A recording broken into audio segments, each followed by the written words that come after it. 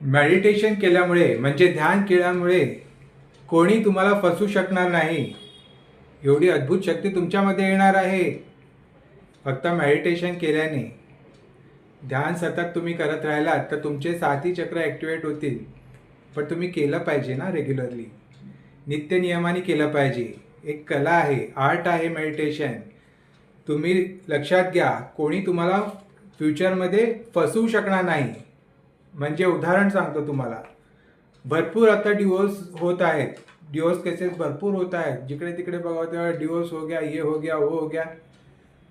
हे सर्व टळेल जर यंग पिढीने मेडिटेशन म्हणजे ध्यान करायला सुरुवात केली. समोरच्या व्यक्तीला ते चुटकी बजाकर ओळखणार. म्हणजे पाहता क्षणी त्यांच्या लक्षात येईल. जर पाहता क्षणी नाही आला तरी ते ध्यान करून त्या व्यक्तीबद्दल ही व्यक्ती योग्य आहे की नाही आहे हे फाइंड आउट करू शकतात.